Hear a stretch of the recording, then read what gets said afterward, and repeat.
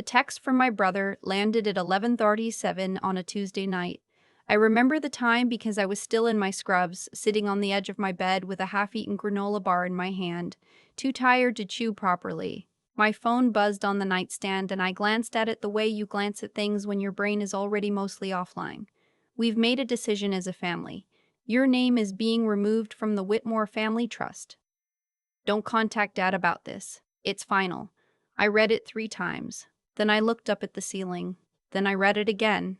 The granola bar went in the trash. I sat there for a long moment, waiting for something, anger maybe, or tears. The thing that's supposed to happen when your family draws a line through your name like you're an item being crossed off a grocery list. But what I felt was quieter than that. It was the specific stillness of a person who has been waiting for a shoe to drop for so long that when it finally hits the floor, they're almost relieved. My name is Lydia. I'm 31 years old. I'm a licensed CPA at a mid-size accounting firm in Cincinnati, and for the better part of a decade, I was the most useful person in my family, which is a different thing I've learned from being the most loved.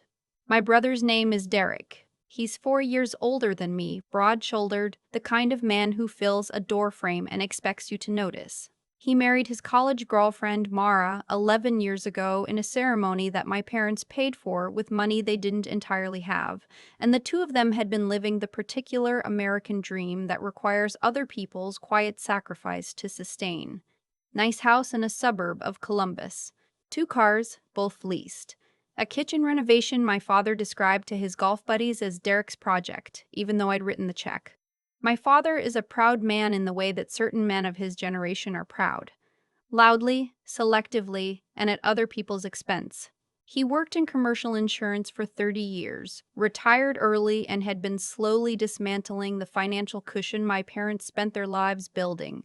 He called it enjoying the fruits of his labor. I called it what it was. But I was raised not to say so out loud. My mother never sent a single text in her life that wasn't forwarded from a Facebook group about inspirational quotes. She was not a cruel woman. She was something more complicated than that. A woman who had decided, a long time ago, that keeping the peace was the same as being good. So when the text came from Derek, I understood immediately that she had known.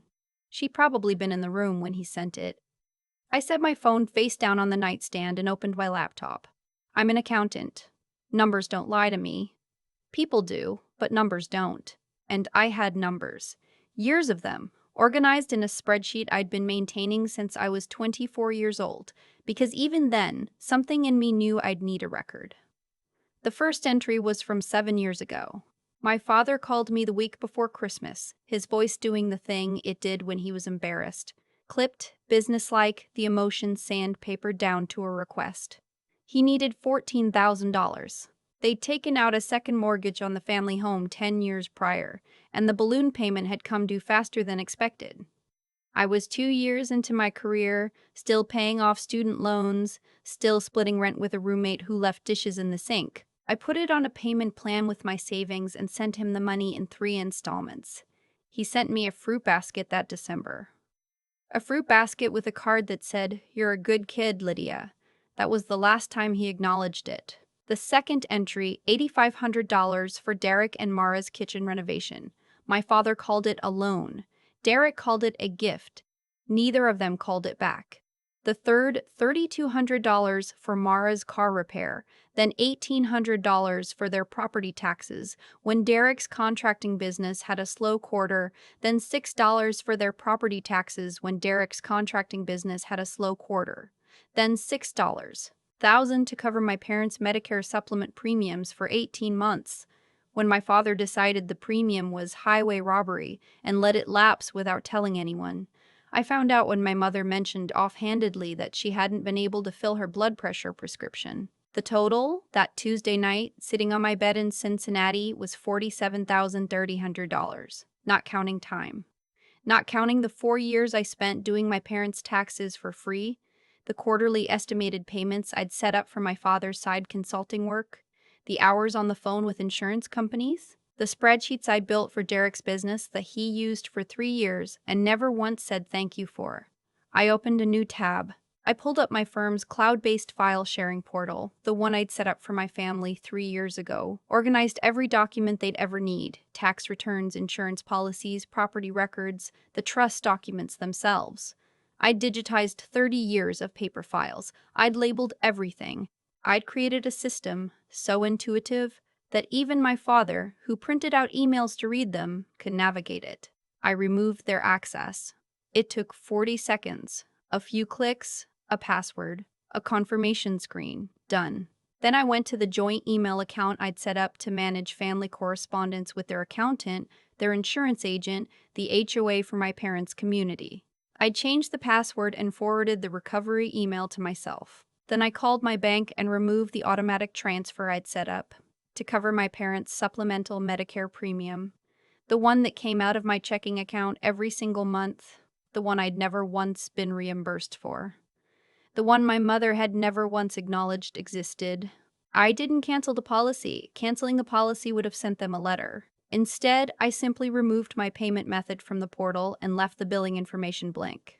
The next premium was due in 38 days. I was not angry. That's the thing I want to be clear about. I wasn't shaking. I wasn't crying. I was doing what I do at work when a client's books are a disaster. I was triaging, identifying the bleeding, stopping it. I turned off my lamp and went to sleep. I grew up understanding that I was the practical one, which in my family was not a compliment. Derek was the charming one. He played baseball in high school, dated the homecoming queen, had a laugh that made rooms open up around him. My father went to every game. I was in the math Olympiad and the academic decathlon, and I got a full scholarship to Ohio State, and my father's response was to say that he hoped I didn't turn into one of those people who thought they were better than everyone else because they had a fancy degree. I did not turn into that person. I turned into the person who wired them $47,300 over 7 years without being asked twice. The morning after Derek's text, I woke up to 17 missed calls. I made coffee first. I stood at my kitchen counter and watched the drip cycle finish and poured myself a mug, and then I sat down and looked at my phone. 8 calls from my mother, 4 from my father, 2 from Mara, which surprised me actually, because Mara and I had the kind of relationship where we were perfectly pleasant at holidays and had not spoken otherwise in 4 years. 1 from Derek. There were also voicemails. I played them on speaker while I drank my coffee. My mother's first voicemail: Lydia, honey, call me back, we just need to talk. Nothing's been decided yet. This was factually inconsistent with the text Derek had sent at 11:47 the night before, which stated clearly that the decision was final. I noted this.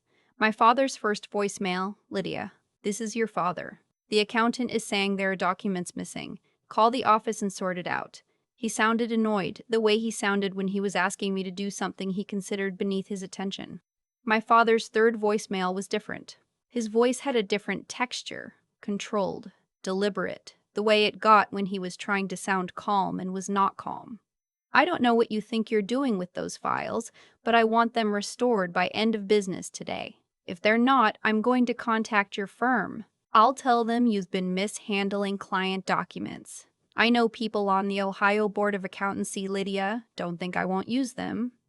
I set my mug down. He had just threatened my professional license. The license I'd spent 5 years and 2 failed exam attempts earning.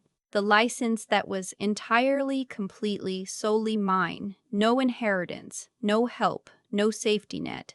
Just me, studying in a studio apartment at 2 in the morning while working 40 hours a week. I didn't call my father back. I called my attorney. Her name is Beverly, and she's the kind of woman you want in your corner. 62 years old, reads every contract twice, never raises her voice, and charges $400 an hour, which is the best money I have ever spent. I'd originally hired her 3 years ago to review the trust documents when my grandfather restructured his estate because something about the way my father described it had made the back of my neck prickle. I was right to be suspicious. Beverly answered on the second ring. I told her about the text. I played her my father's voicemail. I heard her typing. Lydia, she said when I finished, your grandfather's attorney called my office yesterday afternoon. I've been trying to reach you. I went very still. My grandfather, My mother's father, Henry, had been diagnosed with congestive heart failure 8 months earlier. He was 81 years old and had lived alone in the house he built in 1974 in a small town called Millbrook, Ohio, about 90 minutes from Columbus. He had never had much patience for Derek or my father, and my father had never forgiven him for it. Henry was the kind of man who noticed things quietly and said nothing until he was ready to say everything. "He passed away early this morning," Beverly said. His attorney, a man named Caldwell, is handling the estate. "There's a will reading scheduled for Saturday at the Millbrook property. Your parents have been notified. I looked out my kitchen window at the parking lot below." "Beverly," I said, "how bad is it?" She paused. "That depends on which side of the table you're sitting on. I want to tell you about my grandfather because he matters to this story in a way that has nothing to do with money. Henry was an electrician for 35 years. He built the house in Millbrook with his own hands over the course of 2 years while working full-time, and he raised my mother and her brother in it. When my grandmother died, he stayed. He kept a garden. He watched the news at 6. He drove himself to the grocery store until he was 79. He was not a man who wasted words. When I was 17 and waiting for college acceptance letters, he drove 90 minutes to Cincinnati to take me to breakfast at a diner near our house. Just me, no one else. He ordered 2 eggs and toast and coffee, and he looked at me across the table and said, "You're the only one in your family who does what she says she's going to do. I want you to know that I see it." Then he paid for breakfast and drove home. I had not forgotten. I don't think he expected me to. Beverly walked me through the details. The Millbrook property had been appraised at $340,000. Henry had no mortgage. He'd paid it off in 1998. He also had a brokerage account worth approximately $280,000, a savings account with $95,000, and a life insurance policy with a face value of $150,000. Total, just under $900,000. "Caldwell will present the full will on Saturday," Beverly said. "Your parents are expecting to split the estate with your mother's brother. Standard assumption. But Henry revised the will 14 months ago. Caldwell drafted it personally. I drove to Millbrook on a gray Saturday morning in November, arriving 40 minutes early. I sat in the parking lot of a gas station a mile from the house, and I changed out of the wool blazer I'd driven in. I folded it carefully on the passenger seat. I put on an old college sweatshirt. Ohio State. Washed so many times the logo had cracked and faded. I pulled my hair back in a loose, slightly messy bun. I hadn't slept well, and it showed. And I decided to let it show a little more. In the car mirror, I didn't look like a CPA with a 7-year spreadsheet and an attorney on retainer. I looked like someone who'd been crying. Good. The house smelled the way it always had. Wood polish, and old coffee, and something faintly floral that I'd never been able to identify. Some soap my grandfather had bought for 40 years from the same hardware store. The living room had been arranged around a long table brought in from the dining room, with chairs that didn't match positioned around it. Caldwell, a short man with wire-rimmed glasses and the careful stillness of someone who had delivered news in rooms like this many times, was already at the head. My parents arrived together. My mother was in a dark navy dress, her hair done. She was holding a tissue that she had not used yet. My father was in his good blazer, the one he saved for funerals and job interviews, though he hadn't needed it for the latter in 20 years. He scanned the room when he entered, located me in my faded sweatshirt in the corner chair, and something crossed his face. Relief, I think. The kind a person feels when they see what they expected to see. My mother touched my arm. "Lydia, sweetheart, are you doing okay? You look tired." "I'm okay," I said quietly. I looked at my hands.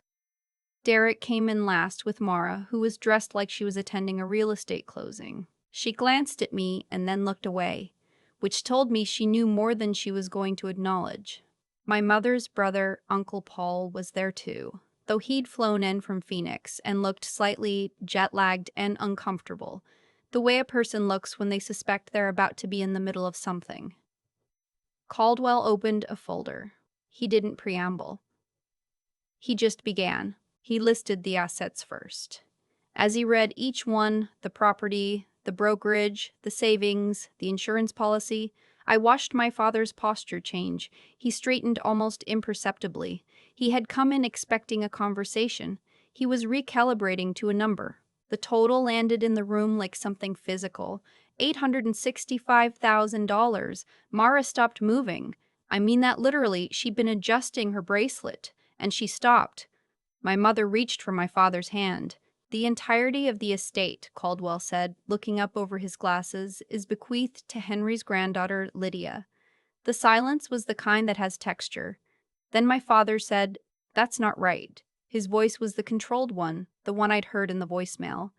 Dad wasn't well at the end. He didn't understand what he was signing. We should have been involved in this process. Your father-in-law was of sound mind, Caldwell said pleasantly. The revision was witnessed, notarized, and reviewed by a second attorney per Henry's own request. She can't manage something like this. My mother was looking at me, and her voice had shifted into something I recognized. The soft, sad tone she used when she was about to say something unkind while making it sound like concern. Look at her. She's struggling just to be here. She needs support, not... She needs guidance, my father said. And he used the word the way men like him use it when they mean control. He turned to Caldwell. We'd like to discuss a family trust arrangement, a management structure where Derek and I can provide oversight. Lydia can be involved, of course, but someone needs to be responsible. I let my chin drop slightly. I pressed my lips together like I was trying not to cry. I'm just a little overwhelmed, I said, barely above a whisper. Of course you are, honey, my mother said immediately. I watched my father see what he wanted to see. A daughter who could be managed. A problem that was, in fact, a solution. What he didn't see, what none of them saw, was that while he was speaking, Beverly's paralegal was sitting in a parked car at the end of the street with a copy of the trust documents, available by phone in 30 seconds. Caldwell cleared his throat. Before we discuss any management arrangements, I need to disclose a provision in the will. He shuffled one page to the front. Henry included what he called a clarity clause. Any party who disputes the mental competency of the testator or who seeks to challenge the terms of the estate through legal or informal proceedings forfeits any legacy or bequest designated to them within this document. He looked at my father. Your father-in-law left a specific bequest of $40,000 to you and your wife outside the primary estate. He paused. That bequest is now void. My father's face didn't collapse. It drained. The color left it the way water leaves a glass all at once. And then there's just the container. Derek said, "You're kidding." "I'm not," Caldwell said. Mara's bracelet clinked against the table. I sat up. Not dramatically, just I stopped slumping. I set my hands flat on my thighs. I looked at my father directly for the first time since I'd walked in. "I'm not overwhelmed," I said. "I've been managing this family's finances for 7 years. I have records of every transfer, every premium payment, every document I've filed on your behalf. I have a spreadsheet going back to 2017. I looked at Derek. Including the $8,500 for your kitchen that was never repaid. Including the $6,000 for Mom and Dad's insurance premiums. Including all of it." The room was quiet. "Grandpa Henry knew," I said. Not because I told him, because he paid attention. My father stood up. His chair scraped back. "This is manipulation," he said. "You planned this." I held his gaze. "You sent me a text at 11:37 on a Tuesday saying I was no longer family. I took you at your word." He opened his mouth, closed it. "I'd like you to leave," I said. "This is my grandfather's house. As of this morning, it's my house. I'd like you to leave." He left. My mother followed him, still holding the unused tissue. Derek and Mara left without speaking to me. Uncle Paul waited until they were gone, then looked at me across the table with an expression I can only describe as quietly satisfied. "Your grandfather talked about you," he said. "He said you were the only one who called just to call, not because you needed something. I didn't say anything. I just nodded. I won't pretend the months after were simple. They weren't. My father made one call to the Ohio Board of Accountancy. It was reviewed and dismissed within 3 weeks. Baseless complaint, no documentation, no credibility. Beverly handled the response and sent him a letter explaining what would happen if he made another one. He did not make another one. The Millbrook property needed work. The roof had 20-year-old shingles and 2 of the basement windows needed replacing. I hired a local contractor and stayed in the house for 3 weeks while the work was being done. I slept in the same bedroom I'd slept in as a kid, under a ceiling I'd stared at during every holiday of my childhood, and I thought about what it meant to be chosen by someone who didn't have to choose you. I kept the house. I did not keep the silence. That winter, I sent Derek a certified letter with an itemized accounting of every dollar I had transferred to him, his wife, or on his behalf over 7 years. The total with simple interest came to $22,847. I gave him 90 days to respond. He did not respond. I filed in small claims court for the maximum allowable amount and won by default. He paid in 2 installments. He did not call. I did not expect him to. My parents' supplemental Medicare premium lapsed in December. My mother called the insurance company and discovered for the first time that the account had been in my name, funded from my bank. She called me. I answered. "I didn't know you were paying for it," she said. "I know you didn't," I said. She was quiet for a long moment. "I should have known." "Yes," I said, "you should have." She enrolled them in a new plan through Medicare.gov. She did it herself. I did not help. There's a photograph of me and my grandfather on the mantel at the Millbrook house now. We're at a Reds game.